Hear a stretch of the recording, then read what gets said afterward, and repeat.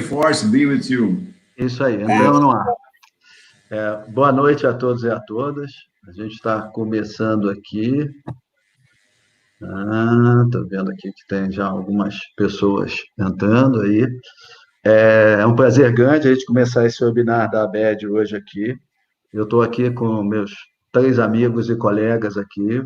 O João Vianney, que é da Roper e do curso de Enem gratuito. O professor Luciano, que é reitor do Centro Universitário Isabela Hendricks, em Belo Horizonte, e membro do Comitê Científico da ABED, e a professora Rita, que é diretora da ABED e trabalha também na área da saúde, com educação à distância, na Unicesp, e consultora, que a gente vai começar aqui. Eu vou passar a palavra para cada um de vocês para falar um pouquinho sobre vocês, aí se apresentar, antes da gente começar as apresentações. Vianney, por favor, você está com a palavra. Eu queria dizer para vocês todos que eu estou aqui na companhia do Carlos Longo, tá? Que ele não se apresentou pela grande humildade que ele tem. É uma pessoa de tradição na educação à distância brasileira. Ele fez a implementação da FGV online, lá no Rio de Janeiro, fez a expansão digital da FGV, foi aos Estados Unidos, trabalhou na Whitney, voltou no Brasil, trabalhou na Laureate, recentemente fez a revolução da educação à distância no Grupo Positivo, no Paraná. Então, eu queria dizer que eu estou aqui na grande companhia da Rita, que é uma grande e querida amiga, do Luciano, que é um radar mundial da IAD, e do Longo, que ele não se apresentou. Bom, eu sou o Vianney, e o que eu quero compartilhar com vocês hoje à noite? A minha angústia, porque estamos todos em confinamento parcial ou total, e no confinamento o mundo está em transformação. Geralmente, a transformação acontece durante o movimento. E agora nós estamos numa transformação que acontece num tempo de não movimento, mas é um não movimento aparente, porque os cérebros estão faiscando, os jovens estão se reinventando, e a educação está se reinventando. Então, o que eu vou compartilhar com vocês são as minhas percepções dessa grande transformação que está acontecendo nesse tempo de aparente não movimento, mas tem uma revolução acontecendo na sociedade. Em nenhuma crise, em nenhuma tragédia mundial, a humanidade saiu como entrou. Ela sempre se transformou. E dessa vez, eu creio, não tem a bola de cristal, e não será diferente. E é isso que eu vou conversar com vocês. Luciano, por favor, fala um pouquinho para a gente aí. Primeiro dizer da alegria, né, de estar aqui com o Longo, a Rita, o Vianney, com as pessoas que estão aí participando. Provavelmente muitos são amigos nossos também, que a gente está nessa luta aí, batalhando pela democratização e a qualidade da educação no Brasil por meio da EAD, da tecnologia, há muitos anos. E eu sigo na linha do que o Vianney disse. Boa noite para vocês. A ideia é que a gente possa aproveitar esse momento e fertilizar um futuro. Eu tenho falado de um momento pós-pandemia, educação pós-pandemia, e que esse futuro seja menos impregnado de um passado que a gente não gosta tanto, que a gente traga apenas o que a gente gosta para fazer um futuro diferente. A minha ênfase aqui vai ser mais na educação básica, que hoje é realmente dentro do segmento da educação, onde o susto chegou com uma intensidade muito maior do que até o ensino superior, que está passando as suas dores, mas já estava mais avançado nessa questão. Então, o mundo inteiro agora discutindo como que a educação básica vai se transformar a partir desse momento de repentina, abrupta mudança. Então, espero que a gente possa ter tenho certeza que nós vamos ter um bom debate aí. Rita, por favor, faz os seus comentários aí que você está. Primeiro, agradecer muito, é muito gostoso estar aqui, estar com o Vianney, amigo de muito tempo, né? O Luciano aí, que a gente está sempre nos encontros e discutindo as questões do EAD. E agradecer o Longo pela iniciativa, pelo convite. Eu estarei com vocês acompanhando os comentários da live e auxiliando nas discussões. E é uma angústia que a gente tem, esse momento que vivemos, mas é muito interessante porque é um momento que nós não temos respostas prontas. Na verdade, todos nós somos pesquisadores e analisando as hipóteses e construindo a nossa visão sobre este momento, que é um grande momento de transformação e de possibilidades. apesar de ser um momento também de muita inquietação e de muita preocupação. Então, a gente está junto nesse tempo, compartilhando esses bons momentos do EAD. Vamos lá? Vamos lá. Olha, eu acho que as pessoas estão entrando, né? Eu acho que, assim, eu não me apresentei, também sou vice-presidente da ABED atualmente. Eu acho que a gente está aqui para falar também do que vem por aí. Todos nós, né, estamos vivendo um momento de sobrevivência, né? E até um pouquinho de sofrência, né? Porque ficar 40 dias dentro de casa não é fácil.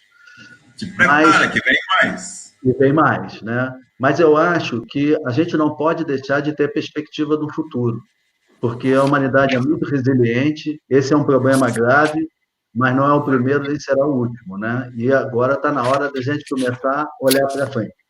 Então, eu vou pedir, a gente já passou 6 minutos, as pessoas estão entrando, mas eu vou pedir para você, Vianney, já começar a sua fala. Eu não consigo ver aqui quantas pessoas já estão participando, eu não tenho um quantitativo.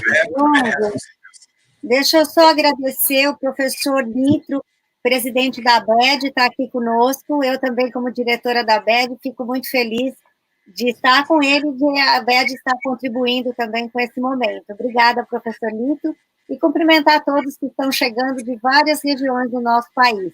A gente já tem aí da região Nordeste, região Sudeste, Sul, então quem for entrando e se identificar, a gente também vai cumprimentando aqui. São 76 pessoas no momento participando, agradecendo aí o Luiz Pinheiro Júnior, que compartilhou conosco. Maravilha.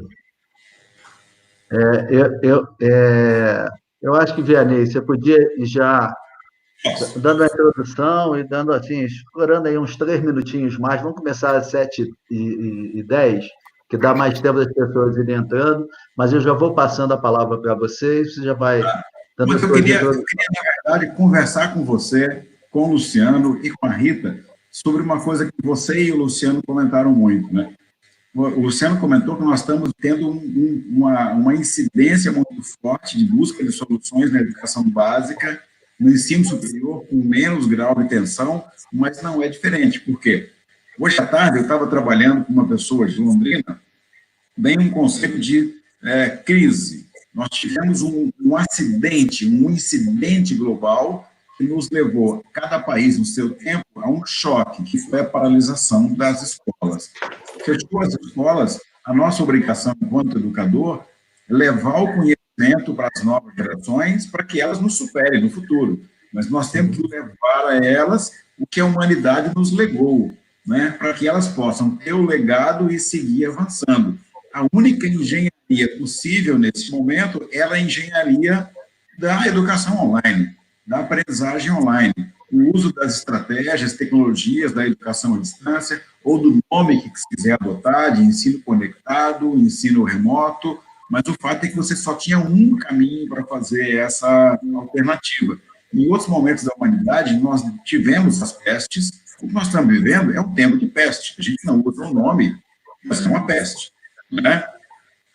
Nos outros tempos de peste, nós não tínhamos a mobilidade e a comunicação como a que nós temos hoje. E nem tínhamos, naqueles momentos, a possibilidade da continuidade de um processo educacional em escala. Você tinha uma possibilidade numa academia, num mosteiro, num seminário, numa reclusão, mas não numa escala profissional como nós temos hoje, né? Então, o que eu tenho visto acontecer dentro da tragédia é um ciclo como uma grande tragédia. Aconteceu a tragédia, aí nós criamos um comitê de crise para saber, primeira opção, como sobreviver. No nosso caso, como a educação sobreviver durante a crise, como o processo educacional sobreviver. Trouxemos as tecnologias surpreendentemente capazes, baratas e fáceis, surpreendentemente. O menor problema foi o da tecnologia, né? Aí nós tivemos que fazer a transformação de nós, enquanto pessoas, para dominar a tecnologia. Depois, o segundo domínio metodológico, como transformar aquela tecnologia em usabilidade. Depois, um terceiro movimento, como buscar a sintonia com os alunos, a sintonia com as famílias. E nós estamos hoje num momento que é de fazer correções dentro desse processo. Nós estamos dentro da turbulência na primeira acomodação, buscando uma velocidade que não é a velocidade cruzeiro. Eu conversava anteontem na rua com o diretor de uma escola que fez a migração online, e ele falou, Vianney, nós estamos andando a 60, não a 100, né? E a gente não sabe se vai conseguir andar a 100. Se a gente conseguir andar a 70, está muito bom, né? Então, nós estamos vivendo essas acomodações. E o Luciano vai mostrar com maestria os problemas dessa acomodação. Isso é só uma discussão que está muito presente dentro de mim nesses dias. Não, só para, antes de a gente entrar, eu concordo com o Vianney, tem muita instituição de ensino superior, assim, penando nesse processo, porque também tem impactos. O aluno que é do presencial, de repente, está tendo as aulas à distância, isso tem, além das questões econômicas. Mas se a gente lembrar que nós, no universo de uma população universitária de 8 milhões e, sei lá, 300 mil alunos, nós já estávamos com 2 milhões de alunos destes que eram EAD, né? E nós estamos trabalhando muito fortemente há 20 e tantos anos com o ensino superior, a legislação, a regulação. Então, há uma cultura de EAD um pouco mais disseminada. E aí, quando você fala na educação básica, que nós estamos com nós temos 47, mais ou menos, 47 milhões de alunos, sendo que 39 milhões estão no setor público, que me parece que é o que está enfrentando mais dificuldade nessa migração digital, e a cultura de EAD pura era inexistente. Então, assim, é lógico, eu vou falar sobre educação básica, então eu estou puxando sardinha para o básico, acho que o sofrimento é maior. É isso aí. Assim, indo no encontro, eu acho que tem um fenômeno interessante que está acontecendo, porque a gente foi exposto a uma situação, alunos, professores, instituições, a uma coisa que ninguém queria, né? Ninguém esperava, né? Você tinha um grupo, né, que está na faixa aí de quase 30% de estudantes que usavam tecnologia no seu dia a dia da educação, mas você tinha a grande maioria que não usava, nem queria usar, entre docentes, discentes, dirigentes e tudo mais. E, de repente, por uma questão de sobrevivência, né, por uma questão até de inclusão social, tanto no seu ambiente de trabalho, quanto no seu processo de aprendizagem, você foi exposto de uma forma na tecnologia. Nessa primeira onda, você começa um grupo que chega, não, isso não vai dar certo, isso não é qualidade. Mas ao mesmo tempo... Eu queria dizer o seguinte, Lobo, esse grupo, eu tenho um nome para esse grupo. Você tem um grupo que são os discentes, os docentes, e esse que você falou agora são os indecentes. É por aí. Porém, o que a gente está vendo é uma mudança de comportamento social. Isso. O que as pessoas estavam prevendo para acontecer daqui a 15 anos, 20 anos, vai acontecer amanhã.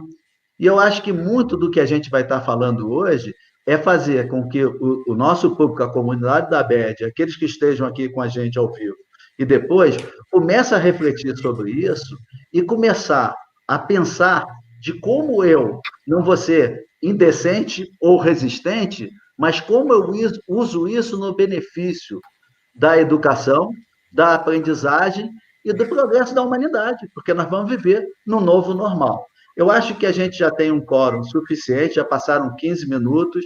Eu vou pedir para o Vianney começar a apresentação dele, e a cada apresentação a gente vai fazendo alguns comentários, e no final a Rita vai fazer um bate-bola com as perguntas do pessoal que eu estou vendo, pessoal da Bahia, de Fortaleza, de São Paulo, de tudo quanto é lugar, está uma maravilha isso aqui. Vianney, é tudo teu, só me avisa quando é que você quer que eu compartilhe a sua... Não vai, né? Eu queria agradecer a oportunidade, então, e dizer aqui, na nossa divisão de tarefas aqui, a mim coube a parte de analisar a mudança que está acontecendo na sociedade. E o Longo, eu, o Luciano e a Rita fizemos reuniões preliminares para que a gente pudesse, cada um de nós, abordar um aspecto. Fica o webinar da repetição, do webinar da repetição, da repetição. O que eu vou trabalhar com vocês? Vou trabalhar com vocês um tema que me é muito particular, que é a mudança do perfil do nosso interlocutor último, que é o aluno, a mudança do perfil do nosso usuário, do nosso cliente, a mudança do perfil dos nossos filhos, dos nossos netos. Tá? Então, O que eu vou discutir com vocês é o seguinte: tem um agente novo sendo gestado no meio da transformação. O mundo não está parado, as pessoas estão em movimento, tem uma cultura nova surgindo no alunado. Ela surge porque mudou a forma de interagir com a educação por parte do aluno. E isso traz consequências profundas para todos nós.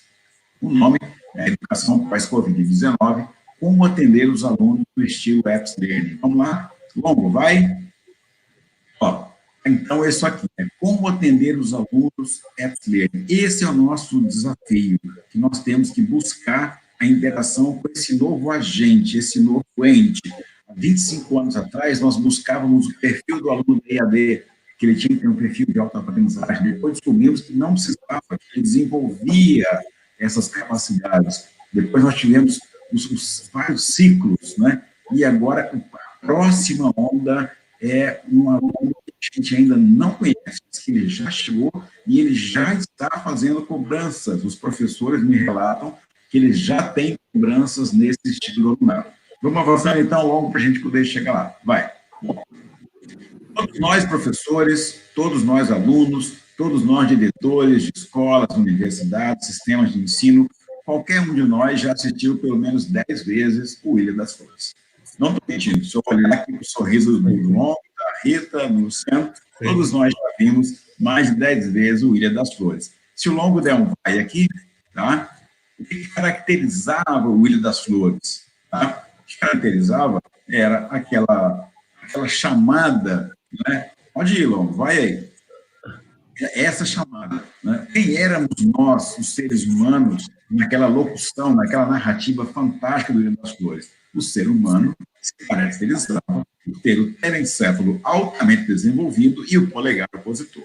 Essa frase é repetida N vezes, né, ao longo do Ilha das Flores, como se fosse uma paródia, né, que o ser humano, como o ente na natureza, com as maiores capacidades intelectuais, com as maiores capacidades mecânicas de intervenção, ele pode associar a capacidade de abstração, ele pode associar a pinça, que era o polegar opositor, né, como indicador, para fazer grandes transformações. Mas, ao mesmo tempo, ele mostrava que a miséria do homem, né, não era capaz de resolver uma situação social tão singela quanto aquela do lixão do Ilha das Flores. De fato, nós somos, observando, né, o que seriam os seres da natureza, o que tem as maiores potencialidades e as maiores capacidades. Se logo der mais um vai, tá, nós vamos perceber o quê? Ao longo da nossa história, tá, da nossa breve história sobre a face da Terra, mas para a humanidade é a longa jornada.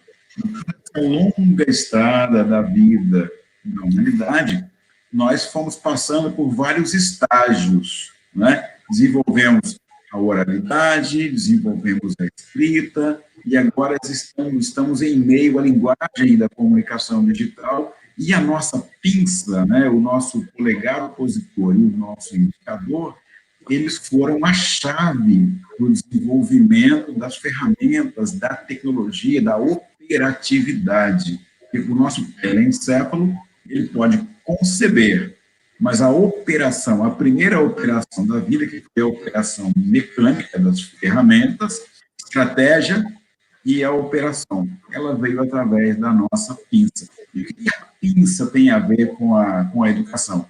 Tem tudo a ver com a educação. Não vai logo. Ó, não, acho que foi muito. Foi muito? Foi muito. Não. Então vai mais um. Vai mais um. Mais um. Não tinha um que era uma coleção de lápis? Achei. Não. Não, não tem problema. Então, volta uma tela. Tá. Não tem problema. Quando a gente formatou aqui, ele deve ter comido um slide.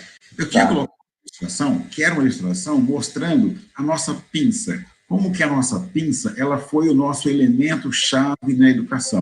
Com essa pinça, a gente segurou no lápis, primeiro seguramos no carvão, com a pinça, e escrevemos na parede da caverna. Com a pinça, nós pegamos uma pedra e riscamos uma outra pedra. Então, com a pinça, nós criamos os grafismos, criamos os símbolos, criamos os caracteres. Com a pinça e a outra mão, nós seguramos o martelo e fizemos a escrita cuneiforme, gravamos na pedra. Depois, com a evolução das tecnologias, nós criamos o giz, criamos o lápis, e aprendemos com a pinça, segurando um lápis, a escrever uma folha de papel, a nossa caligrafia. Então, essa pinça nos deu o escrever, essa pinça nos deu o registro para fazer. Depois, nós saímos da pinça para uma outra forma de aprender a ler e a escrever. Essa tela é perfeita, Longo. Ela mostra como já é um estágio pós o lápis, é um estágio pós o giz. Nós aprendemos a ler e a escrever assim, usando um computador. Muitas crianças hoje já chegam na escola aos 6 anos alfabetizadas. Nós aqui conhecemos uma criança de 4 anos e meio, 5 anos, que se auto-alfabetizou. Eu tenho um exemplo dentro de casa. Ó, tá aqui a pinça, Longo, que ela não carregou. Tá vendo ali? Tá. A de lápis ali. Ela não está aqui. Pode seguir assim. Eu vou me explicando aqui. Tá? Volta uma tela. Volta uma. Isso, deixa aqui. Tá? Opa. Na próxima. Aqui. Pronto. Ok. Nessa tela, eu tenho uma filha que ela se auto-alfabetizou. O Benhur Gaio, que é hoje o reitor do Uninter, ele veio dar um curso de pós-graduação em Florianópolis em 1998, na época do Proinfo, e ele me deu um software de presente num disquete, com palavras. Eu tinha, na época, um computador, um Pentium 100, e a minha filha, na época, tinha 4 anos, ela pegou aquele joguinho, colocou no computador, e ela ficava dando flechada nos balões, e utilizando o teclado. A, B, O, A, depois juntava, um método fonético. Então, ela fez uma autoalfabetização fônica, né? E ela, então, com 5 anos, ela estava autoalfabetizada num teclado de computador. Referência humana direta. Tinha uma vizinha, a Sara Farias da Silva, depois fez francês aqui na Universidade Federal, que ficava com ela no colo, porque ela nem tinha tamanho para usar o computador, e ficava brincando com ela. Vai, Jade, acerta no balão, qual que é a letra? Qual que é a palavra? Como é que fala? Como é que liga? E ela se auto-alfabetizou, utilizando um computador. Mas isso já está mudando, porque as crianças de hoje aprendem a ler e a escrever na próxima tela. Vai, Logo. Ó, elas já não estão utilizando o computador. Elas já aprendem a ler e a escrever no smartphone, no telefone, se não próprio do pai ou da mãe. Tá? Então, isso é uma mudança completa. E por que eu brinquei com a pinça? Porque se a gente primeiro aprendia a ler e escrever com a pinça, a gente passou depois a usar um teclado, tá? Depois a gente passa a usar uma tela. Então, a gente vai mudando, né? Inclusive, quando chega agora na época do Enem, para fazer a redação, tem aluno que tem que treinar a caligrafia, porque ele está desacostumado de escrever. Ele está desacostumado de escrever. Então, as crianças agora aprendem a ler, a escrever assim. Essa mudança, ela acontece nos últimos 10 anos, que é quando chega o telefone de tela, ele tem 12 anos, o telefone de tela, ele invade a humanidade, né? O Steve Jobs talvez não tivesse a dimensão que alcançou a obra dele, ele praticamente não inventou quase nada do smartphone, mas ele integrou e criou, né, pela integração, ele fez um sampler de tecnologias e criou o smartphone e que virou um instrumento na mão da humanidade para as novas formas de comunicação, para as novas formas de expressão, e é onde as crianças aprendem a ler e a escrever, porque o escrever deixou de ser a expressão da pinça e virou a expressão que você faz com os polegares, tá? Você faz aqui a expressão da escrita. Então, nós chegamos à era dos alunos polegares. Crianças e jovens que abandonaram lápis e papel e que escrevem com os polegares direto no smartphone. Eu já tinha mostrado essa tecnologia do aluno polegar uns 2 anos atrás. E avançando mais com a tela, ele traz um desafio. Ele traz um desafio que ele faz essa alfabetização numa máquina conectada. Então, ele faz a alfabetização jogando com os amigos ou contra os amigos, em multitela. Então, ele faz isso e ele aprende a viver num tempo que eu chamo do tempo do WhatsApp, que é instantâneo. Se eu passo um e-mail para o Longo, eu sei que ele pode me responder amanhã ou depois. Se eu passo um WhatsApp para o Longo, eu espero que ele me responda assim que for possível. Porque tem um sentido de urgência, tem um sentido de emergência, tem um sentido de instantaneidade. Então, esse aluno polegar, ele não traz só uma nova habilidade, uma nova forma de aprender a ler, uma nova forma de aprender a escrever. Ele tem um tempo diferente na comunicação e um tempo diferente para as comunicações de aprendizagem. Ele traz uma demanda que eu chamo de WhatsApp Learning, do tempo do WhatsApp. Ele exige das universidades um ambiente responsivo. Na migração digital agora, quem não oferecer um ambiente responsivo, nativo, já entrou com a bola quadrada com seus alunos. Ele quer uma interface própria para o smartphone. Ele não quer ter que fazer assim, ó, para aumentar a letra. Não quer, ele não quer fazer pinça. Ele acha isso aqui antiquado.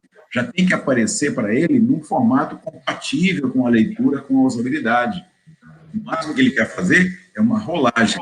Ele não quer fazer a pinça de ampliar e de reduzir. E na tutoria é um inferno, porque ele quer uma resposta imediata. Ainda que ele faça uma pergunta complexa, ele quer uma resposta imediata. Esse aluno do WhatsApp Learning, ele já não lê muito mais em papel, ele já vai lendo no telefone celular, ele só faz leituras em papel para textos muito longos, ainda que ele receba digital, ele acaba imprimindo, mas se ele tem um dispositivo com uma interface maior que lhe permita manusear, e se esse material tiver um EPUB que ele pode marcar e interferir, ele já não vai imprimir mais, ele está abandonando a cultura do papel, e ele quer vídeos de curta duração. E uma característica é que ele cria redes paralelas à instituição. Tá? Então, hoje, um professor que tem uma turma, ele tem uma tutoria dentro do ambiente de aprendizagem, mas a turma tem um outro ambiente, numa rede social, onde já respondem entre os colegas uma série das questões que estão sendo colocadas, muitas vezes sem o conhecimento científico, o que é ruim na perspectiva da aprendizagem científica, porque muitas vezes a resposta vem numa interpretação do que seria o conhecimento científico e não na exatidão que o professor, que o tutor pode dar. Mas agora, qual que é a próxima onda? E eu já caminho para a conclusão da minha apresentação, Longo. A próxima onda é a mudança que tem por aí.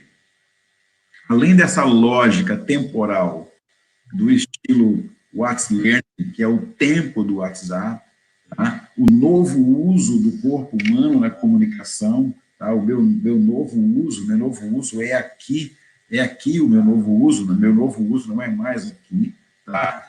Ele está demandando um novo estilo de aprendizagem, porque ele traz um novo repertório para dentro da educação. A sociedade está trazendo uma nova dinâmica de comunicação, porque foi onde as crianças estão se autoalfabetizando, ou mesmo se alfabetizam com apoio no programa Alfabetização da Idade Certa, o tempo dessa criança é outro, o tempo desse jovem é outro, a exigência desse jovem é outro. Então, o que eu estou colocando é que nós tínhamos o WhatsApp Learning, né? o aluno polegar que vinha com o WhatsApp Learning, com o tempo do WhatsApp, mas hoje ele não tem só a funcionalidade e a instantaneidade, ele quer uma nova lógica, a lógica da qual ele vem, que é a lógica dos aplicativos, que é a lógica dos jogos, que é a lógica do desafio. Eu não estou falando de gamificação, estou falando de outra coisa, tá? Além da gamificação. A gamificação é quando você pega um componente e o recria na forma gamificada. Então, você, criador, autor, instituição, professor, está oferecendo ao seu aluno uma estratégia de aprendizagem.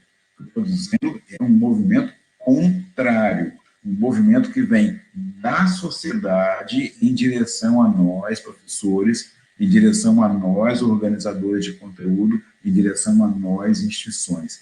A demanda que o aluno traz é diferente, e cobra uma nova resposta da gente. Vai longo. Tá. Então, esse tempo de escolas fechadas, esse tempo de Covid, não é um tempo de paralisia. Não é.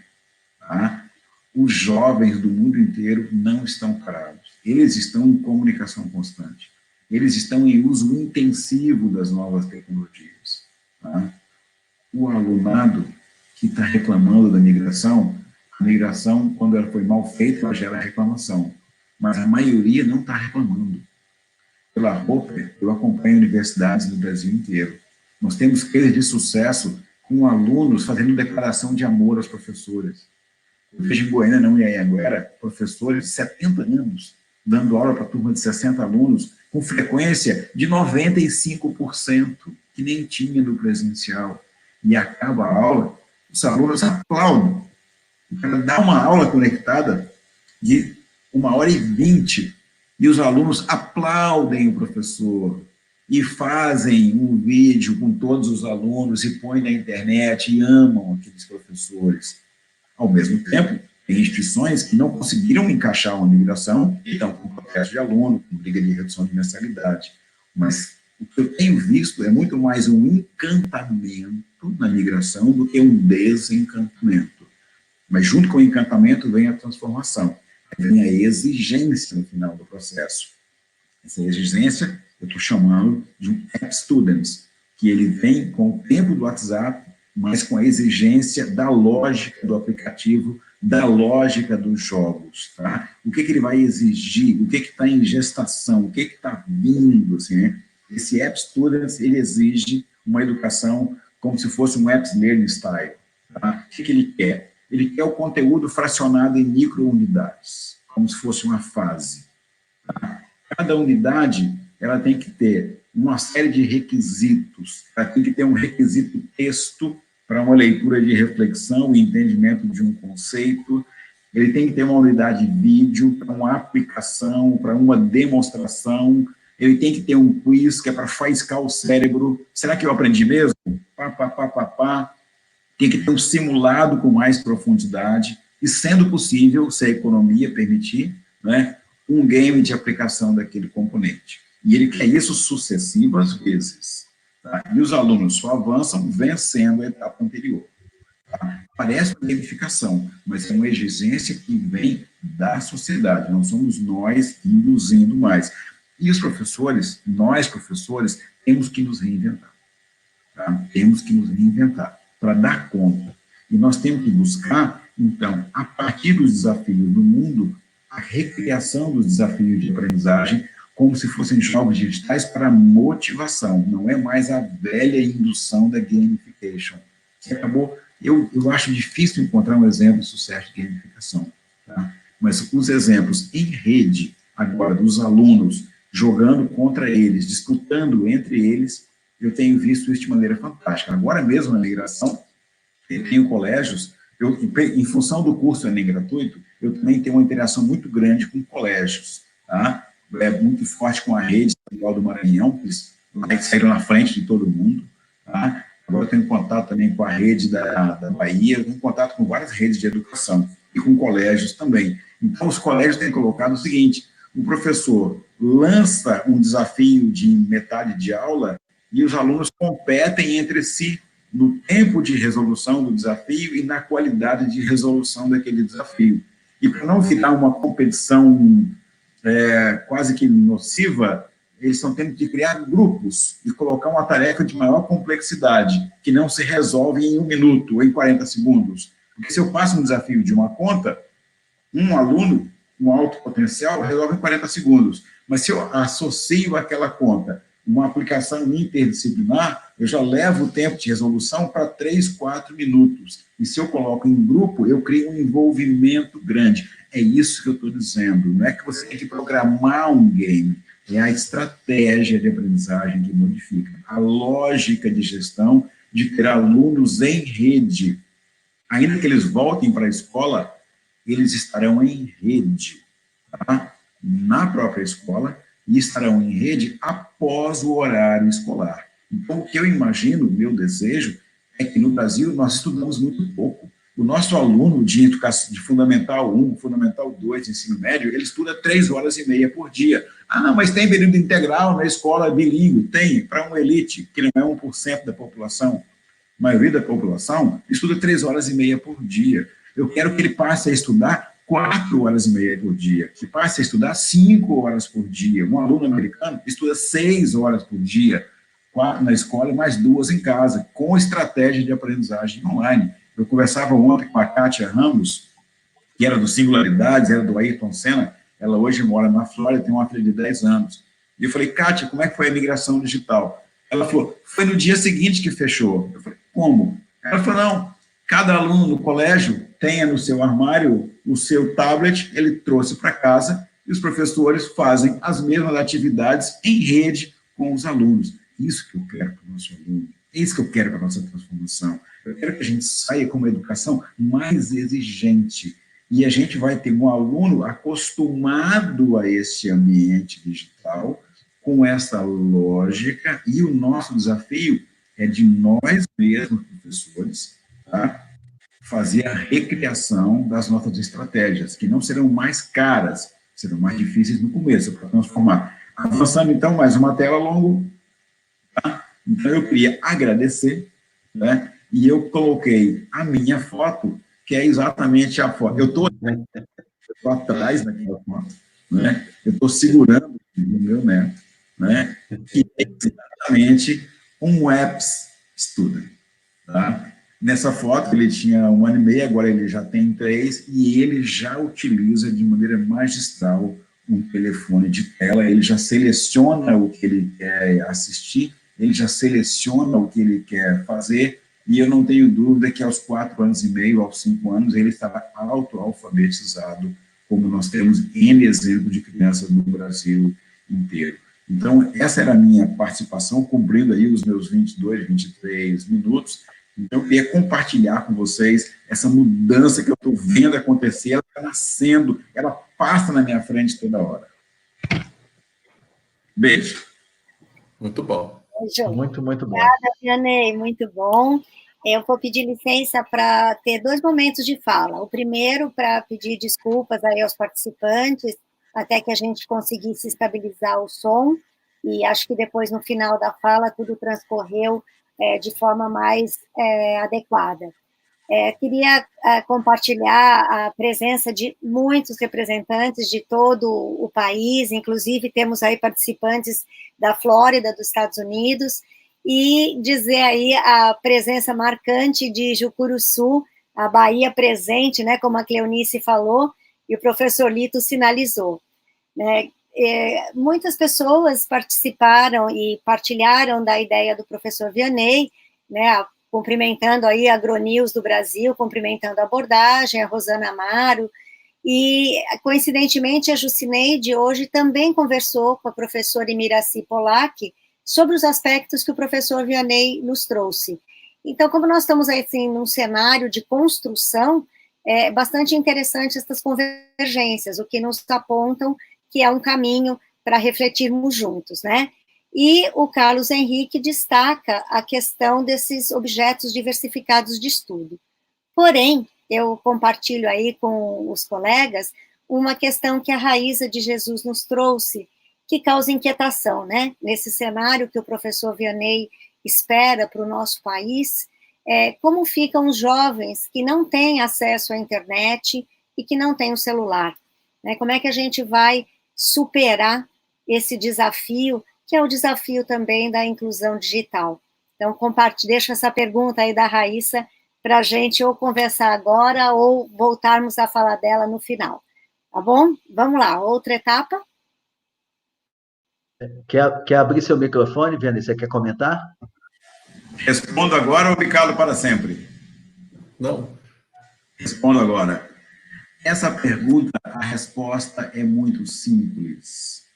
Cada aluno brasileiro da escola pública custa de R$ 4.500 a R$ 9.500 por ano. Tem exceção, no Cefet vai a 13, 14, 15 mil, né? Mas, na média, ele custa de R$ 4.500 a R$ 9.000 por ano. Um telefone compatível com as necessidades de um aluno What's Learning ou Apps Learning custa, no atacado, R$ 350. Isso dá menos do que uma parcela mensal. A Vivo, a Oi, a Claro, a TIM, a Olé, o Diabo A4 dá tráfego de graça para a educação. Está respondido. O que falta é ativação, o que falta é energia. Não tivéssemos nós um ministro Cebolinha, que estivesse lá fazendo piadinha, imitando o Cebolinha, já estava encaminhado. Falta liderança para isso, falta puxar o trilho. Eu estou vendo escolas resolvendo, professores resolvendo. Por que você não faz na sua escola uma campanha, um celular para um aluno que não tem? Quem é que não tem na classe média um celular que deixou de usar um ano e que pode doar para um aluno que não tem? E o plano chega de internet gratuito, porque é para a educação. Ah, mas eu tenho 1% do alunado que mora onde não tem torre de internet. Você vai e leva uma apostila na casa dele, você vai e leva um VHS com fita na casa dele, mas você não vai excluir essa pessoa. Não faz sentido hoje você falar assim, não, eu não vou fazer nada na minha escola porque eu tenho X% de alunos que não têm um telefone. Vai na rádio da sua cidade e faz uma campanha, doe um celular para o aluno que precisa. Me dá vontade de fazer o seguinte, cria, nós estamos em guerra, na guerra, os heróis são aqueles que fazem o impossível. Pensa na resistência francesa, sabe? A elite parisiense se rendeu aos alemães, se entregou aos alemães. Foram os colonos do interior, com rifle velho nas costas, com cartucheira, que foram fazer a resistência francesa. Quem é que são os heróis da França? A resistência. Os heróis são os que fazem o impossível. Não pode se acomodar no possível. Não faz sentido. É isso. Desculpa invadir o tempo. Obrigada, Vianney. E vamos seguindo, então, com o nosso trabalho aqui. Vamos lá, Longo, agora. Luciano, agora a palavra é sua, falando aí do ensino básico, fundamental e médio. Vai ficando complicado, né? Mas fazer um agradecimento, é claro, à ABED, na pessoa do professor Frederico Lito, toda a diretoria da ABED. Para mim é uma honra, uma responsabilidade muito grande poder estar aqui com o Vianney, com o Longo, que sabe tudo mais um pouco, e com a professora Rita, que sabe mais que nós todos juntos. Então, é complicado, a gente tem que tentar se preparar muito bem, né? Eu espero poder colaborar. Eu queria dizer que a minha apresentação, que eu vou entrar agora, ela já está disponível no meu LinkedIn. Se alguém quiser, se ainda não me tem no LinkedIn, pode entrar lá, cadastra, que aí logo à noite eu libero, né? E a minha ênfase hoje, como eu disse, é na educação básica. Deixa eu buscar aqui a tela. Ok, vocês veem a tela?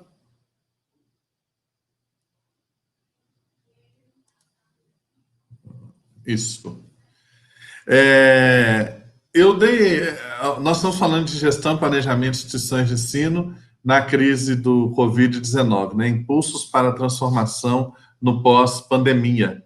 Eu criei um subtítulo sobre a educação básica, o espelho digital da crise de aprendizagem e caminhos para a superação. Por que o espelho digital?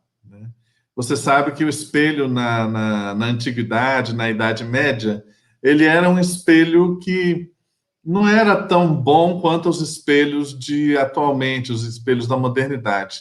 Você via as coisas, mas não eram com todo o detalhamento dos espelhos mais modernos, né? E aí, hoje em dia, você tem espelhos que mostram tudo, e quando você vê uma TV 4K, por exemplo, ela mostra coisas que nem você sabia que existia na sua imagem, né? E aí, quando a EAD ela tem uma característica democrática, né? E a gente fala sempre da educação aberta e flexível, e essa característica democrática é que a sala de aula fica exposta para outras pessoas poderem ver o que está acontecendo na sala de aula. E aí, quando a escola se expõe, quando a sala de aula fica exposta, professores mais expostos aos outros, os alunos também, nós tomamos um susto quando nós miramos nesse espelho. E hoje, na educação básica, que uma característica dessa crise do Covid é que as nossas fraturas estão mais expostas, as nossas dores estão mais expostas. E aí nós vimos que nós estamos em um mundo doente, né? Como é que a gente pôde ver isso? Nessa crise Covid, a revelação desse espelho digital, o que ele está mostrando para nós? Primeiro que nós temos aí mais de 1,5 bilhão de estudantes e 63 milhões de professores da educação básica em todo o mundo que foram afetados de uma maneira ou de outra pelas medidas de distanciamento social. São 191 países que aplicaram algumas medidas e que hoje as crianças, adolescentes e jovens e seus professores, gestores, não podem estar presencialmente na escola. Só que, ao mesmo tempo, desse 1,5 bilhão, 826 milhões dos alunos não têm acesso a um computador em casa. É mais que a metade dos alunos nessa situação. E ainda, aí mais de 700 milhões que não têm acesso à internet. São dados recentes aí da Unesco, eu coloquei aí a fonte, né? Então, nós temos uma crise que foi trazida pelo coronavírus e que demonstra que nós já estamos dentro de um problema muito sério de acesso. Acesso à tecnologia, acesso à internet, acesso a computadores, devices, celulares. É claro que no Brasil, que ainda, por incrível que pareça, é um país com maior facilidade, mas quando você fala de África subsaariana e outros países mais empobrecidos, esse acesso realmente é uma questão de vida ou morte. E a crise da aprendizagem, o que é na educação básica, que agora ficou ainda mais exposto, né? As crianças e adolescentes, elas estão na escola e não estão tendo um bom desempenho na aprendizagem, ou seja, nós conseguimos universalizar o acesso, mas as crianças não estão aprendendo como deveriam, mesmo após terminarem cada período, né, cada nível de ensino. Então, para ter uma ideia, de cada 100 estudantes que entram na escola, somente 90 completam o ensino fundamental aos 12 anos, que é a idade correta. E destes que completam, 60,7 somente que têm aprendizagem adequada em português e 48,9 aprendizagem adequada em matemática. Quando nós vamos para o ensino fundamental 2, que somente 76 terminam aos 16 anos, na idade correta, e somente 39,5 com aprendizagem adequada em português, 21,5 em matemática. E quando nós falamos de ensino médio, são somente 64 que concluem até a idade correta, 19 anos, sendo que 29,1% com aprendizagem adequada em português e 9,1% com aprendizagem em matemática. Esse número 2, desculpem, é uma citação do Todos por Educação, o anuário de onde vem essa informação.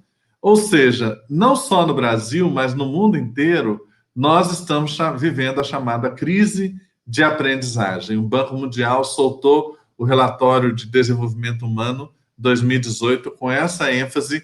Eu tenho um slide no final da apresentação para quem quiser baixar, infelizmente está em inglês, mas tem muito material já em português falando sobre o que é essa crise de aprendizagem. Hoje, ao invés de se discutir o direito à educação, que era fornecer o acesso, está se discutindo o direito à aprendizagem, das pessoas realmente saírem da escola tendo aprendido mais, tendo melhor desempenho nessa aprendizagem, né? E aí nós observamos aqui no Brasil algo interessante que está acontecendo na educação básica, que é, graças às questões demográficas, nós estamos tendo uma redução do número de matrículas na educação. Então, aqui nós temos um gráfico da educação básica nas escolas públicas. Nós temos o ano de 2010 e o ano de 2018 para nós podermos comparar. Então, vocês observem aí que são cerca de 3.700.000 alunos a menos nesse período nas matrículas na educação pública, né? Lembrando que nós, na educação básica, estamos falando de uma população de estudantes predominantemente no setor público. É interessante que no ensino médio, nós temos aí uma queda no setor público de cerca de 10%, né? E eu quero destacar mais na nossa apresentação o ensino médio. E por quê?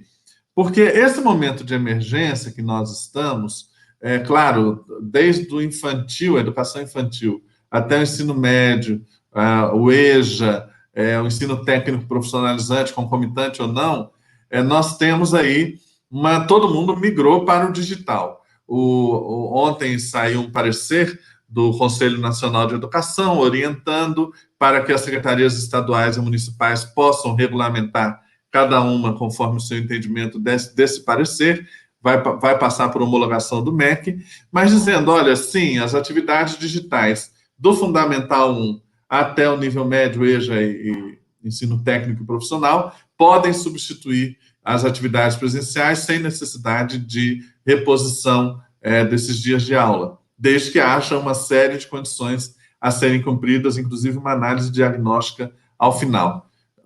A educação infantil, não. A educação infantil, ela terá que passar pela reposição de aula, podendo fazer com menos que 200 dias letivos, porém, cumprindo as 800 horas de carga horária. E aí nós temos um setor da educação predominantemente público e que, infelizmente, professores desvalorizados, professores que andam sofrendo, são os grandes heróis na linha de frente das nossas escolas públicas, porque sofrem com uma série de descontinuidades nas políticas públicas para a área que geram as desigualdades educacionais e sociais que nós encontramos na escola. Universalizamos o acesso, mas com muito atraso, universalizamos o acesso à educação básica, mas não garantimos a qualidade, e isso aprofunda a nossa desigualdade e é um mecanismo perverso de reprodução social. E isso já estava posto antes da crise do Covid. Só que agora esse espelho está mais claro na hora que fala, vamos todos para o mundo digital, e o setor público está sofrendo muito para fazer essa migração, apesar de um trabalho heróico de professores, gestores, as secretarias municipais, estaduais de educação, o próprio MEC, um trabalho heróico. Mas nós percebemos que os alunos e as famílias estão com muita dificuldade para poder acompanhar o que está acontecendo, seja por falta de acesso, ou seja porque também nós fizemos uma migração para o digital que simplesmente tenta emular o presencial, e a gente que é de AD há muitos anos sabe que isso não funciona. A minha ênfase no ensino médio, por quê? Quanto mais tenra a idade, né, você tem maior dificuldade que a EAD possa ter essa eficácia plenamente, né? Então, o que se espera no pós-pandemia é que realmente é no ensino médio e no ensino técnico e profissionalizante que a EAD vai causar uma revolução maior, sendo que, eu vou explicar mais tarde, no Fundamental 2, Fundamental 1 e no infantil, é um tipo diferente de abordagem que a tecnologia traz, né? Quando a gente olha as matrículas no setor, nas escolas privadas e filantrópicas, nós tivemos aí um crescimento de 1.300.000 matrículas, apesar que o ensino médio houve, na verdade, um decréscimo de matrículas, ou o crescimento maior que a gente observa são nos anos iniciais aí do Fundamental 1, na verdade, Fundamental 2. E aí, quais são os desafios para esse novo ensino médio, né? Nós temos os desafios que, como foi mostrado, a evasão, né, muito forte, e isso é um complicador muito grande, a distorção idade-série, que quando é que os alunos terminam a cada ano e muitas vezes fora da idade adequada, a questão do aluno não tradicional, ou seja, aquele que evadiu e depois tem que voltar para poder estudar, um pouco mais velho, mais empobrecido, com um repertório cultural na sua família, às vezes com menos acesso à cultura por questão de dinheiro, de localização. Então, esse aluno não tradicional pede um trabalho diferente também no ensino médio. A chamada geração internet, que eu não vou entrar em detalhes, que é isso que o Vianney falou na sua apresentação, e, é claro, essa geração precisa desenvolver uma cultura digital, né? A escola precisa ensinar a questão da cultura digital, como lidar com esse novo universo de uma maneira crítica e de uma maneira criativa. E aí, o chamado ciência, tecnologia, engenharias, artes e matemáticas, que é você ter uma ênfase que as nossas crianças e adolescentes aprendam a não apenas serem consumidores de tecnologia, mas serem também produtores de tecnologia, assim como os nossos professores. Na prática, nós temos uma mudança radical no mundo, que a gente pode resumir aqui na economia digital, ou sociedade da informação, e nós temos uma escola ainda que foi preparada para a Revolução Industrial. Aulas padronizadas, unidirecionais, centradas no professor, pede um silêncio obsequioso dos alunos, um currículo organizado em séries e disciplinas, fragmentação do saber, carteiras organizadas como uma lógica de uma linha de produção fabril. A arquitetura da escola é uma arquitetura de controle, de hierarquia, de não permitir a troca. Ou seja, todos devem aprender as mesmas coisas do mesmo jeito, ao mesmo tempo. E nós sabemos que isso não é possível, e menos desejável ainda, quando nós falamos de economia digital ou da sociedade de informação. Hoje, o que se discute no mundo inteiro é o chamado reskilling, que eu vou precisar aprender outras coisas ao longo da vida para manter a minha empregabilidade, a minha trabalhabilidade. Eu tenho que aprender ciência, tecnologia, engenharia, artes, matemática, STEM, e o upskilling, eu tenho que me aprofundar cada vez mais naquilo que eu sei, continuar a aprender, ou seja, ninguém mais pode ficar sem aprender. E aí, quando a gente vê as competências gerais e as competências específicas que estão dispostas na BNCC, a gente vê o desafio que isso é para o mundo da educação básica. Eu quero recomendar esse artigo que nós lançamos há algum tempo atrás, numa coletânea da ABED, né, sobre o estado da arte da EAD, em que eu falo sobre o aluno, esse perfil do novo aluno e a sala de aula virtual. Na apresentação é só clicar que você vai lá. Mas a ênfase é numa abordagem metacognitiva, ou seja, ensinar o aluno a aprender, ou seja, aprender a aprender é o mais importante hoje em dia. Agora, um grande desafio que a BNCC traz para nós, para esse novo ensino médio, é a questão da carga horária, né? Então, antes a partir da mudança da Lei 13.415, de 16 de fevereiro de 2017, antes nós tínhamos o ensino médio 800 horas por ano, e essa hora de 60 minutos, ou seja, 48 mil minutos, dos espalhados 200 dias letivos e 240 minutos por dia, 4 horas. E em 2022, deve estar todo mundo com 1.000 horas, o que significa 60 minutos, dentro dos mesmos 200 dias letivos. Como organizar isso por dia, né? E a lei não estabelece um prazo, mas aponta que se espera que o ensino médio vai chegar a ter 1.400 horas de 60 minutos nos 200 dias letivos. Ou seja, esse aumento da carga horária, que é algo altamente desejável e que os países mais ricos já aplicam, é mais tempo do adolescente em casa, na escola, aprendendo, ou aprendendo em casa a partir de uma organização da escola, é algo altamente desejável, é o ensino médio de tempo integral. Agora, nós fazermos isso de uma maneira, por exemplo, no setor privado, não aumentar a mensalidade, no setor público, não aumentar o custo, organizar de uma maneira diferente, pede uma estratégia de educação à distância. E eu tive um diálogo com o professor João Roberto Moreira Alves, do IPAE e da COFENEM, a quem eu agradeço os inputs para essa discussão, né? Então, como organizar essa carga horária a partir do que a lei estabelece para nós? Algumas escolas, especialmente públicas, fizeram já uma opção de aumentar o tempo de integralização para 4 anos, mas nós não achamos que seja o mais recomendável. Outra questão que a BNCC traz para nós, e essa imagem veio do Guia de Implementação do Novo Ensino Médio, publicado pelo CONSED, que reúne os secretários estaduais de educação, é a questão dos itinerários formativos. Ou seja, o modelo antigo, todo mundo aprendia tudo ao mesmo tempo, agora tem 3 modelos que são possíveis ser escolhidos pelos sistemas de ensino, né? Ou seja, a escolha de itinerários fixos, que os alunos podem escolher entre um itinerário ou outro, que é o modelo A, é o modelo B, que pode ter parte do itinerário definido e a outra parte ser eletiva, e o modelo C, que vai dentro dessa linha que o Vianney falou, de micro badge, né, de pequenas unidades, que o aluno vai montar a sua trajetória de aprendizagem no ensino médio.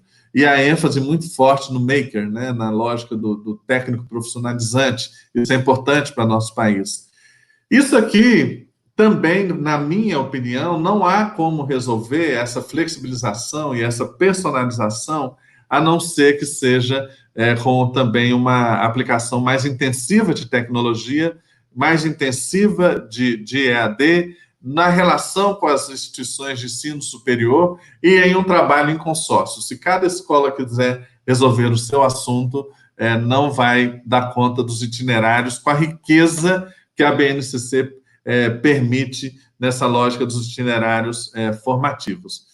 E aí, né, para quem é da educação básica e está se deparando com a educação à distância, nós temos aí mais de 25 anos de pesquisa, não precisa reinventar a roda, da educação à distância no mundo inteiro.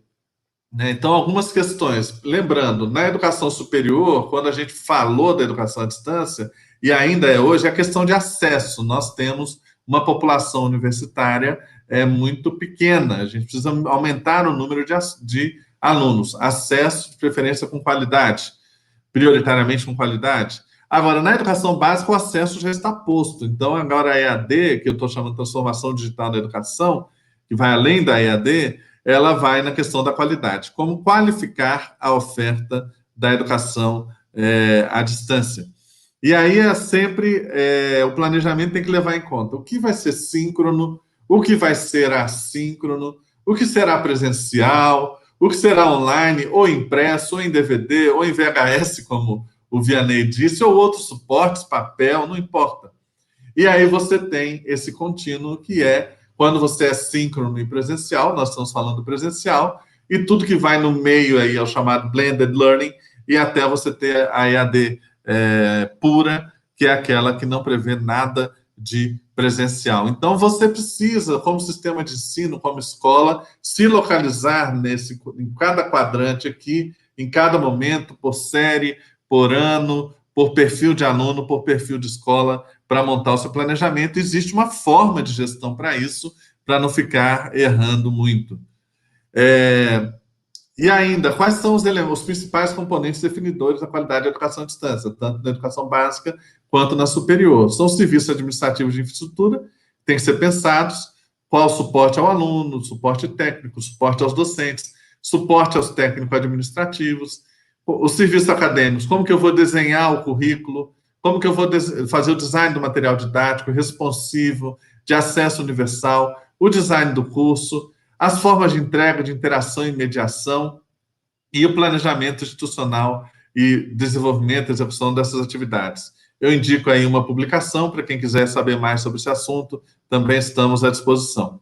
Os problemas mais comuns que a gente tem na educação à distância são aquelas pessoas que se concentram muito em conteúdo, somente material didático. Eu acho que o material didático vai resolver tudo. Aquele que quer deixar só o aluno resolver, não precisa de professor, aí quer fazer economia com o professor, economia porca, né? Aqueles que acreditam que a inteligência artificial vai resolver tudo, deixam o aluno com a máquina, não precisa ter professor, e aquele que acha que os games vão resolver tudo. Eu quero destacar que a figura do professor é fundamental. Nós não somos uma editora, nós não somos uma televisão, um canal de televisão, nós não somos uma empresa de computação nem de games. Nós podemos usar todas essas coisas, mas o que nos faz ser escola é o professor. O professor na concepção de tudo e o professor na execução junto aos alunos da maneira o mais personalizada possível. A grande pergunta é que a gente não caia naquilo que o Cazuza cantava na sua música O Tempo Não Para. Eu vejo o futuro repetir o passado, eu vejo um museu de grandes novidades, né? Que a gente não entre nisso, né? E aí, só destacando, deixa eu voltar aqui para ver vocês, que eu não estava vendo vocês. Você vê essa discussão agora mesmo da resolução do Conselho, quando fala assim, olha, as 800 horas têm que ser cumpridas. Os 200 dias letivos não precisam ser cumpridos, mas as 800 horas precisam ser cumpridas. É algo que vai contra a filosofia da educação à distância. É a ideia de que todo mundo precisa de 800 horas para aprender tudo ao mesmo tempo, do mesmo jeito. Então, nós vamos... E essa resolução é de ontem, preparada por gente muito competente, né? Mas nós já descobrimos na EAD, no ensino superior, que não é assim que funciona. Você pode trabalhar não com base no processo, mas com base no resultado. Passei muito do meu tempo, acho que me perdi um pouco. Professor Luciano, obrigada. A gente vai adequando o tempo, por isso eu já peço licença para compartilhar com todos os participantes, que a gente vai estender alguns minutinhos, uns 15 minutos, para a gente poder finalizar com tranquilidade, tá? Eu tenho só um comentário do professor Wellington, agradecendo a presença dele e de outros participantes da BED, como também a Fernanda, a Jucimara, e amigos aí, Renato Dutra, e muitos participantes conhecidos do EAD. Ele tem um comentário e eu tenho uma pergunta direta para o Luciano, que eu peço que ele seja bem objetivo na resposta, porque depois pode sair do foco da fala do professor Longo, tá?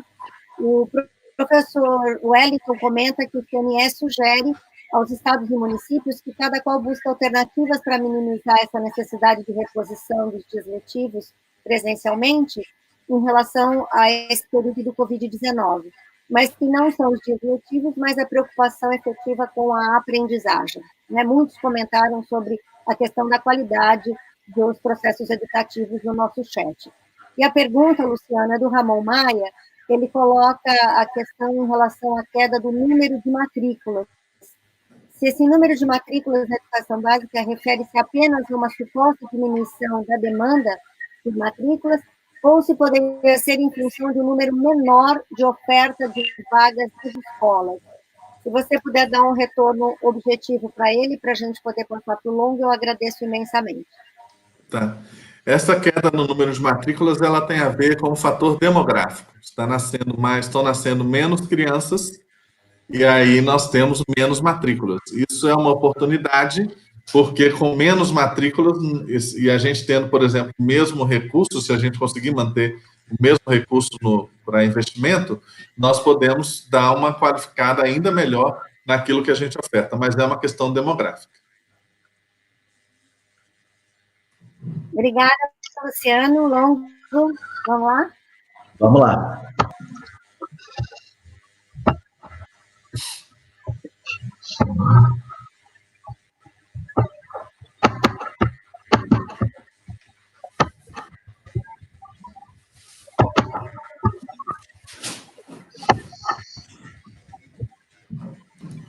Bem, sempre difícil depois desses dois falarem a gente começar aí. Mas eu vou abordar mais no lado da gestão e falando sobre a educação superior, né, a demanda de planejamento. Quando eu estava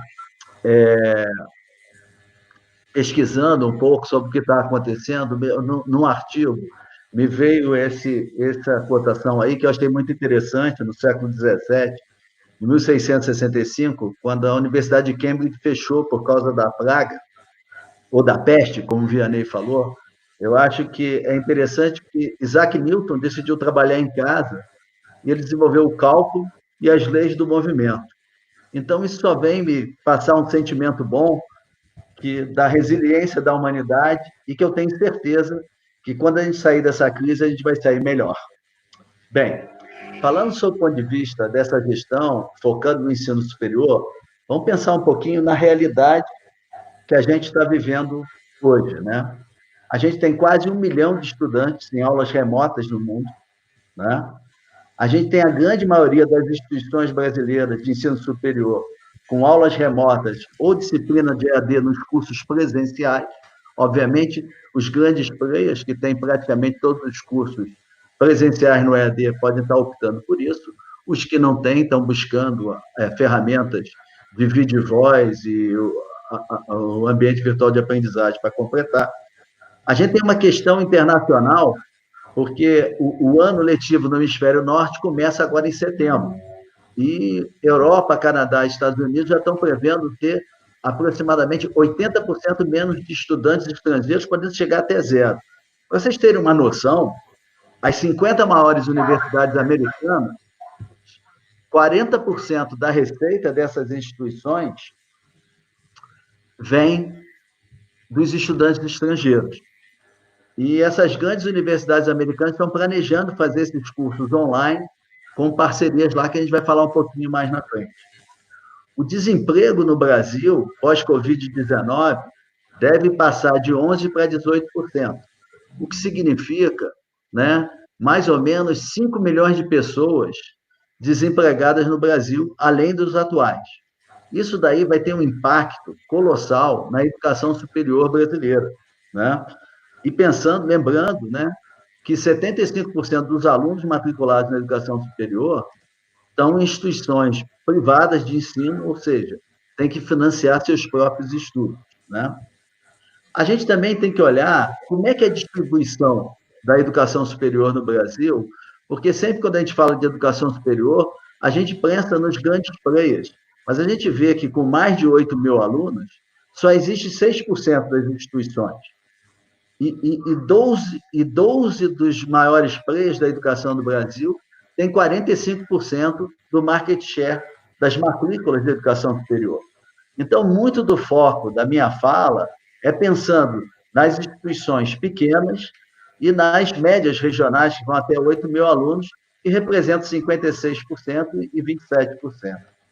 Tem um lado que a gente pode dizer da realidade que é positivo, porque, segundo o Semesp, uma pesquisa recente deles, somente 6,1% das pessoas que têm educação superior ficam desocupadas no Brasil, enquanto quem só tem ensino médio fica 13%. Isso quer dizer que um aluno formado, graduado, tem 2 vezes mais chance de conseguir um emprego do que quem só tem o ensino médio, e é uma coisa. Seguindo um pouquinho em frente, a gente está vivendo um chicken and egg problem, né? Quem nasceu primeiro, o ovo ou a galinha, né? Então, a primeira preocupação e provocação para vocês é que a gente não pode seguir o efeito manada. Tudo bem, a gente está no meio da crise, todo mundo foi para o ambiente virtual de aprendizado, todo mundo está usando o Zoom, Hangout. Isso é uma estratégia de sobrevivência. Mas quando a gente está falando do futuro, e o futuro, eu estou falando 2021, que já está quase aqui, né? A gente seguiu o efeito manada, a maioria dessas instituições pequenas e médias não vão sobreviver a esse mercado. É muito importante ser feito um bom diagnóstico. Vale muito mais um bom diagnóstico do que 10 ações sem entender o real problema da sua IES. Como é que seu aluno está se vendo? Quantos dos seus colaboradores estão no grupo de risco? Como é que vai ser o comportamento social do seu aluno? Como é o arranjo produtivo na sua região? Tem uma série de aspectos que você tem que entender antes de começar a pensar no seu futuro, do seu alunado, dos seus docentes e dos seus colaboradores. Eu peguei um extrato de uma pesquisa de 2 instituições, uma no interior de São Paulo e outra no Paraná, que eu presto serviço para eles, né? A do interior de São Paulo tem curso na área da saúde, humanas e exatas, e no Paraná, mais na área da saúde. E essas 2 instituições, eles passaram, a partir de março, para aulas remotas, síncronas, né? E atividades assíncronas no ambiente virtual de aprendizagem, como uma boa maioria de instituições. Passados 40 dias, a gente fez uma pesquisa e, assim, 85% dos alunos tiveram engajamento, 75% dos alunos estão satisfeitos. Entendam satisfeitos, não é que eles estejam felizes, mas eles se sentiram melhor atendidos do que eles estavam no início da pandemia, onde as instituições deram uma parada para pensar o que iam fazer. 15% desses estudantes falaram, olha, eu não quero estudar desse jeito, eu não estou aqui para isso. Agora, 60% desses alunos, eles veem muito pouca diferença entre uma ferramenta síncrona de vídeo e voz com um curso ou uma aula meramente expositiva. E aí eu posso dar um exemplo para a gente ter um entendimento e pegar um pouquinho da percepção, é o seguinte, imagina um aluno de medicina que vai assistir 1 hora de aula sobre ética médica. Ele prefere ter essa 1 hora numa ferramenta de vídeo e voz, em casa, onde ele estiver, e ganhar mais 1 hora de técnicas operatórias presenciais. Então, ele começa a olhar aquele indivíduo, seja ele o discente ou o docente, ele começa a olhar a tecnologia com outro olhar. Mas, por trás disso, todos os alunos falaram que os seus professores não estavam preparados para usar essa tecnologia. Então, tem algumas coisas a serem ajustadas. E a crise, pesados, não pode parar o planejamento para o futuro. Porque o que está acontecendo hoje é sobrevivência, mas ela só vai existir amanhã se a gente começar a pensar como a gente vai sair desse processo. O meu entendimento é que o fator crítico de sucesso hoje é a comunicação. As instituições têm que buscar ferramentas de business inteligência para poder identificar. Eu quero saber de vocês, quem sabe hoje quantos dos seus estudantes estão com algum problema de desemprego, redução de remuneração ou até aumento de remuneração na crise. Você tem que entender, você tem que juntar dentro das suas instituições financeiro, marketing, operação, acadêmico e mantenedores, para começar a entender como está a situação do seu público-alvo, como ele está percebendo essas mudanças, como está mudando sua forma de ver o processo de ensino-aprendizado, para criar de forma transparente ações que vão melhorar o financiamento desse estudante, criar diferenciais para que ele possa melhorar o seu desempenho. Ao mesmo tempo, ações de retenção, que a gente fala há anos na educação superior, mas são pouquíssimas instituições que têm tido sucesso nisso, elas se tornam fundamentais. Porque a gente não está falando mais sobre questão de inadimplência, o recurso de pagamento, a gente está falando sobre saúde mental, mudança de comportamento. As instituições americanas, com relação aos alunos do exterior que não virão para os Estados Unidos e o próximo ano letivo, eles estão preparando programas online de aulas teóricas e fazendo parceria com a indústria do setor de serviço na Ásia, para que os alunos possam ter a parte prática e presencial dentro da indústria, porque eles estão vendo que está tendo, dentro da indústria, de uma maneira geral, está tendo um excesso de demanda, uma redução de contingente, então eles vão botar alunos, que são profissionais que estão em processo de formação, e vão mandar professores para fazer trabalhos de experimentação dentro da prática. Isso é um bom exemplo para a gente pensar numa instituição de pequeno ou médio porte regional, para ver no seu arranjo local, porque no Brasil está acontecendo isso. Tem várias indústrias, setor de serviço, tem laboratórios, tem um monte de ambiente profissional que está subutilizado e que adorariam ter profissionais jovens, estudantes, fazendo a sua prática lá dentro. Então, esse processo de entendimento, de parceria disso, é um ponto que eu considero crítico de sucesso. A retenção e a captação de 2021, a gente tem que pensar no novo normal, né? É um mundo diferente que a gente vai viver agora, né? Várias consultorias e headhunters estão analisando, nesse período da pandemia, que as empresas estão vendo que o home office, para atividades operacionais, e para uma série de atividades, inclusive executivos, ele não diminuiu a eficácia nem a eficiência, muito pelo contrário. Então, já se estima que o pós-pandemia vai ter um crescimento de 15% de home office. As empresas vão diminuir os seus espaços físicos e vão botar profissionais trabalhando em casa. Aí pensa, Longo, o que isso tem a ver com a educação superior? Veja bem, a gente tinha aquele aluno noturno que ele ia trabalhar no escritório de contabilidade, terminava o seu trabalho às 6 da tarde, e ele ia de carro ou de ônibus, ele ia até a instituição de ensino e depois ia para casa. Agora, esse estudante, ele via aquela aula de segunda a sexta como uma rotina normal do seu dia a dia, né? Agora, esse nosso aluno, ele está trabalhando de casa, fazendo ele mesmo o seu próprio tempo. Então, ele já não quer sair todo dia de casa para ir para a universidade. Primeiro, ele pode estar no grupo de risco, pode ter problemas de deslocamento. Então, isso afeta a forma de ensinar e aprender das instituições. O EAD, agora, não é mais uma questão de expansão para instituições pequeno e médio porte. Vai ser a única estratégia de crescimento regional, porque instituições que têm uma área regional de influência, esses alunos dificilmente vão se deslocar 100 quilômetros, 60 quilômetros, e o que seja, para estudar todas as noites nas instituições. Eles vão preferir um programa de EAD. O aumento de custo de hardware e software e a redução da renda dos alunos vai botar uma pressão para a redução da mensalidade. E aí, veja bem, quando eu invisto em tecnologia para sair minha operação de 5 mil alunos para 10 mil, 20 mil alunos, eu tenho um ganho de escala. Mas nós estamos falando o seguinte, eu vou aplicar tecnologia para, numa instituição de 3 mil, eu conseguir captar mais 10%, ou ter só uma redução de 10%. Isso daí não se paga.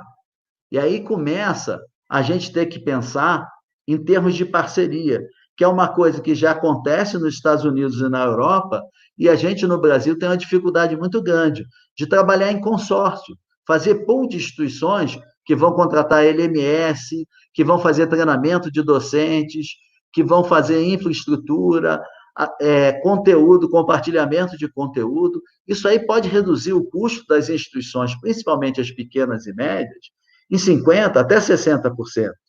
Existem instituições hoje que fazem BPO, ou seja, elas fornecem LMS, conteúdo, até serviço de tutoria, com um investimento muito mais baixo e mais aderente para esse tipo de instituição. A otimização dos recursos físicos faz parte da estratégia de futuro.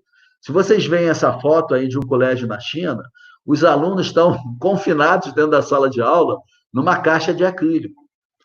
Tem uma outra foto que eu não botei aqui, que não tem a caixa de acrílico, só os EPIs, mas eles tiram uma fila de estudantes, ou seja, a sua sala de aula que cabia 60, 70 alunos, você vai conseguir colocar 30.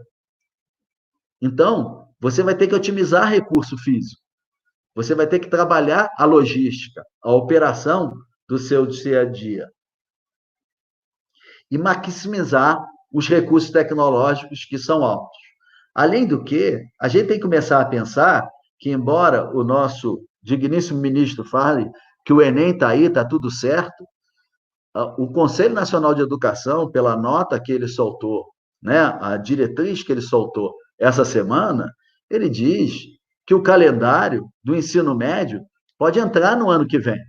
Então, é muito provável que a gente vai fazer uma captação muito mais virtual, dificilmente presencial, principalmente estados como São Paulo, Rio, Ceará, Amazônia, entre outros, porque é onde a pandemia está mais forte e tende a se prolongar esses confinamentos, e nós não vamos ter Enem. Então, tudo isso faz parte do processo de planejamento.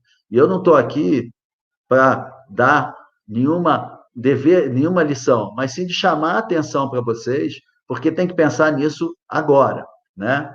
E as transformações no corpo discente e na sociedade? O Vianney falou muito bem, a mudança de percepção e de comportamento social acelera a mudança do hábito. Não é só os jovens digitais, são os adultos que começaram a ser expostos a uma situação, sejam eles estudantes ou docentes, e eles começam a ver a vida sob um outro ângulo. Imagina você, um docente super experiente, super aplicado, com bom domínio de tecnologia, mas que faz parte do grupo de risco. Será que, se ele for bem capacitado, Ele não pode preparar uma aula usando tecnologia, mediada por tecnologia, de muito mais qualidade e beneficia os seus alunos por isso e diminui o risco de qualquer tipo de contágio do seu própria saúde mental e social, né? A educação 100% presencial, ela perde o sentido. No mundo inteiro, Estados Unidos, Europa e Ásia, a palavra entre gestores, reitores e políticos de educação, né, pessoas que fazem políticas públicas, é que o ensino 100% presencial, ele talvez retorne em 2022, mas com a mudança de hábito e comportamento, talvez ele não faça mais sentido. Eu acho que isso vai acontecer no Brasil. Óbvio que grandes grupos, eles vão, no Brasil, eles vão se beneficiar da inserção dos 40% de EAD no presencial da lei, e como eles têm o conteúdo, o nível de investimento deles vai ser baixo, e isso vai até possibilitar que eles entrem nessa guerra de preço. Agora, as instituições regionais, elas vão precisar de se diferenciar. E vão se diferenciar como? Eles vão ter que investir em inovação acadêmica, em metodologia, repensar o aprender a aprender. Entender o que o meu discente está pensando, o que a sociedade espera de mim como instituição e o que vai fazer um cidadão decidir pagar um pouco mais para estudar numa IES regional do que trabalhar num grande grupo que tem lá o seu polo de AD ou uma operação próxima daquilo ali.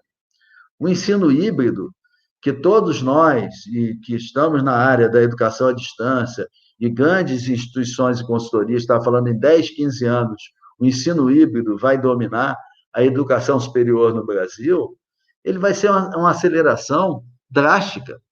Ele, no ano que vem, já vai ter crescimento de 2 dígitos.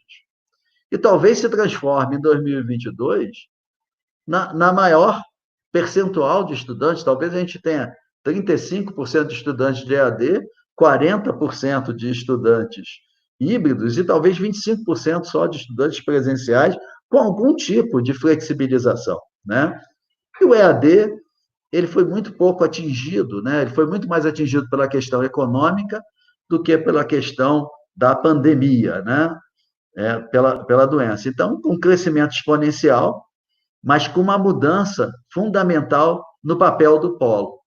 Eu acredito que quem tem polo, né, hoje, as instituições de ensino estão pensando muito qual é o papel do polo. E, assim, é muito provável que o MEC comece a flexibilizar a questão da avaliação presencial e o próprio papel do polo. Então, isso daí tem uma mudança, tem uma transformação que está acontecendo e a gente tem que pensar nisso. Quais são as transformações acadêmicas a se considerar, né? Então, eu separei em demanda e ação, né? Você tem professores, os nossos professores do presencial, eles não estão capacitados para o uso de ferramentas digitais. Eles nunca quiseram trabalhar com isso. Todos nós que trabalhamos dentro de instituição de ensino ou pesquisamos sabem que o corpo docente tem uma grande resistência à implementação de tecnologia, não por uma questão de qualidade, mas sim até por uma questão de sobrevivência e com medo de que quanto mais tecnologia, menor carga horária para o professor. Então, vai ter que ter treinamento em massa, né? Como eu uso o digital, como eu preparo minha aula. A gente está vendo que muitos estudantes, passados 40 dias, estão vendo que os seus professores, por melhores que eles sejam, eles não conseguem dosar, né? Ou botam muito conteúdo, é pouco, eles não conseguem controlar. Você dá uma aula de 50 minutos no ambiente virtual de aprendizagem, não é igual a você dar uma aula presencial. Então, precisa de treinamento. Os objetivos da aprendizagem hoje estão muito focados na apreensão do conhecimento, não do desenvolvimento de competência. Essa é a grande transformação e talvez um legado positivo da pandemia de acelerar o desenvolver de habilidades e competências através das metodologias colaborativas entre pares. Isso pode ser feito tanto no ambiente virtual de aprendizagem, como na educação presencial, usando sala de aula invertida, metodologias ativas, ou seja, é mudar a forma de aprender. Aprender a aprender é a palavra de ordem. O uso das tecnologias, nesse momento de pandemia, está desmascarando a defasagem da metodologia, do plano e do processo de ensino, que é convencional e arcaico, para a realidade atual e futura. As instituições vão ter que reformular, vão ter que discutir como eu vou ensinar, como eu entro num processo de aprendizado com o meu estudante, como é que eu flexibilizo o meu currículo, como é que eu faço o meu professor se transformar num coach, numa pessoa que estimula a aprendizagem, e não uma pessoa que controla e, eventualmente, limita o processo de aprendizagem do indivíduo. As exposições teóricas e a apresentação de exercícios, está todo mundo vendo, elas podem ser feitas no aula. Torna a dizer, para que eu vou dar um curso de direito, tem disciplinas que são meramente expositivas. A gente tem que adotar isso e fazer a sala de aula um ambiente rico de prática, de troca, né? E a colaboração entre instituições de ensino e mercado tem que sair do papel e vir para a prática. A gente tem que transformar a sala de aula em vivência e experimentação. A oportunidade é única. A indústria, o mercado, precisa do intercâmbio com a universidade. Eles vão precisar dos nossos alunos para compor parte da sua mão de obra, e os nossos alunos vão ter uma exposição à vida prática do que eles estão aprendendo no dia a dia das universidades. Bem, chegando perto do final, né, e falando novamente, pensando no futuro e no planejamento, então, ensino híbrido, aceleração e tendência no mercado mundial e no Brasil, né? A gente tem que aprender. Agora, ensino híbrido não é eu botar um aluno fazer uma disciplina no método convencional de AD e uma disciplina presencial. Não é gravar uma aula ou transmitir uma aula e depois levar o aluno. Você tem que ver a parte da metodologia, tem que reformatar o plano de ensino. Você tem que construir um processo de hibridização que agregue valor no processo de aprendizado do aluno. O EAD como estratégia de crescimento, né, e sobrevivência para as IEs regionais. E aí, as IEs regionais, pequenas e médias, porque assim, os grandes grupos, eles podem ter uma recuperação mais lenta, e provavelmente a terão, mas eles estão muito alavancados na educação à distância. Então, eles têm condição de fazer uma redução, uma reestruturação, vão perder receita, mas eles têm aí, eles conseguem segurar essa onda por 18, 24 meses. As instituições regionais e pequenas, não. A sobrevivência é agora. Ela necessita de uma recuperação rápida. E recuperação rápida não dá para investir para crescer 300 alunos, né? Crescer 10%. Você vai precisar de consórcio, você vai precisar de parceiros. O Business Intelligence e o programa de retenção são ferramentas de sobrevivência. Vocês têm que pensar nisso já, têm que melhorar os seus processos, têm que conversar com seus alunos, têm que entender o que está acontecendo com o seu alunado e com seus colaboradores. A parceria com a indústria e o setor de serviço é uma ferramenta de diferenciação e uma agregação de valor e inovação ao processo de ensino e aprendizagem. E, por fim, né, a capacitação de colaboradores e a mudança nos currículos e plano de ensino.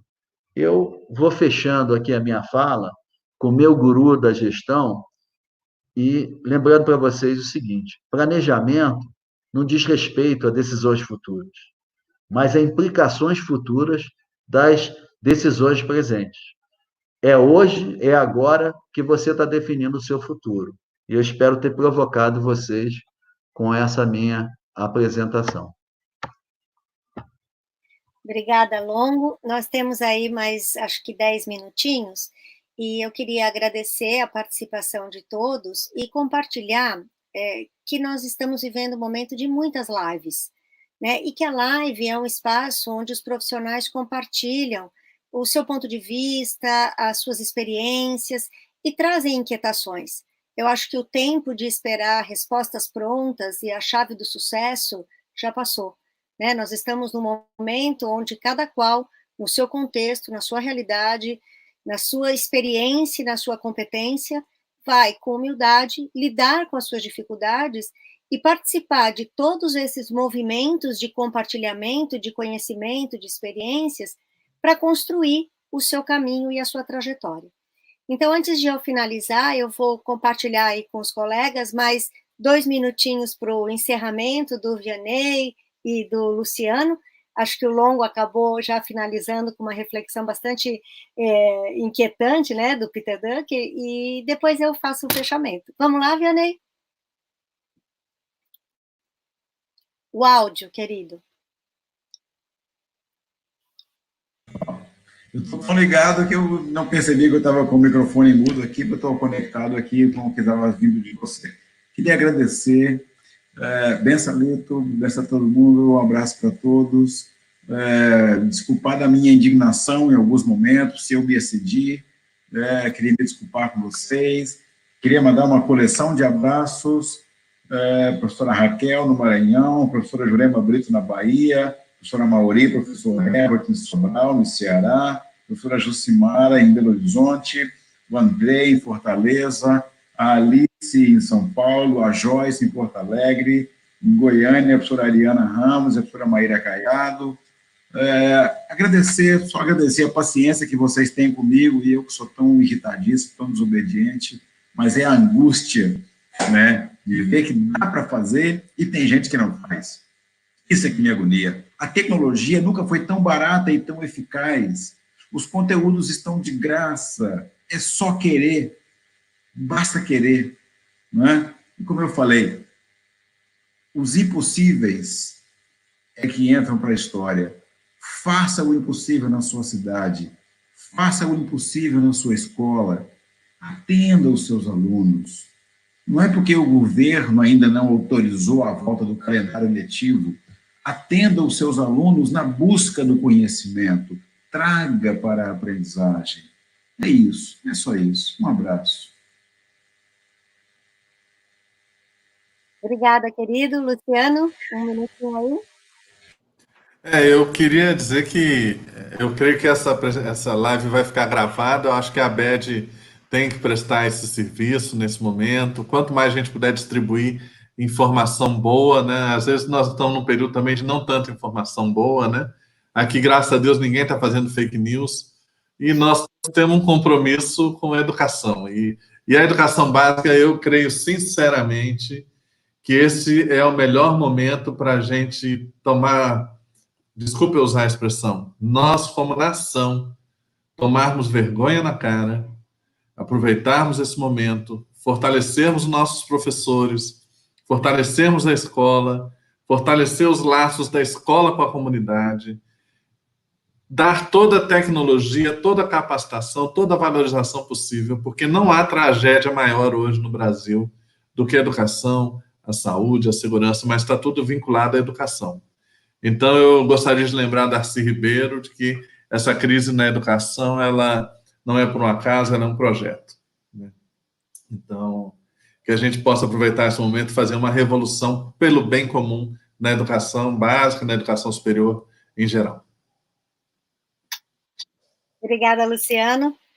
Longo já tinha comentado agora.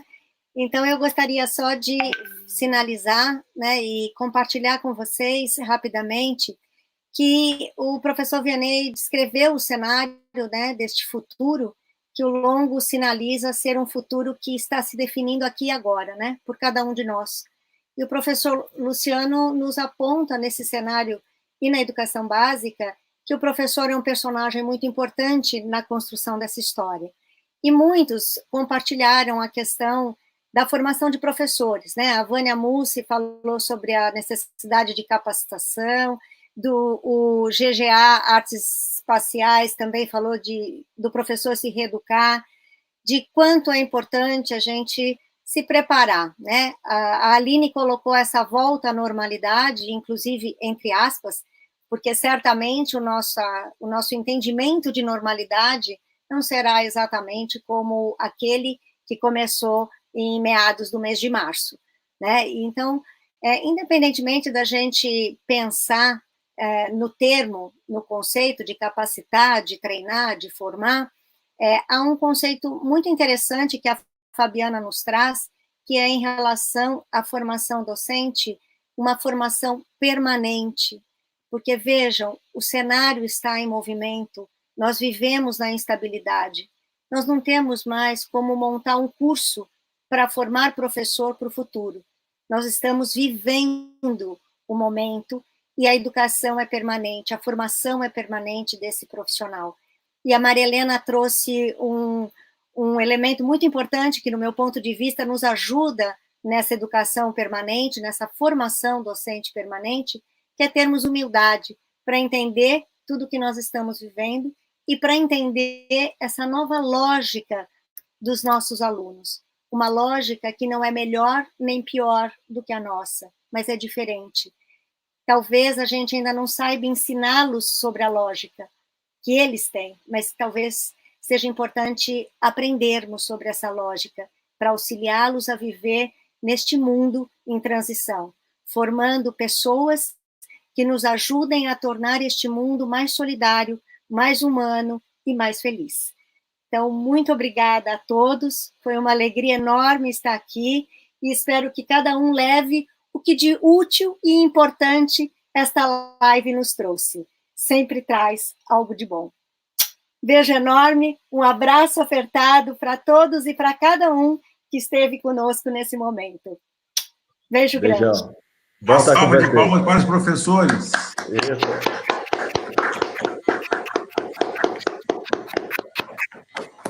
Obrigado, gente. Obrigada.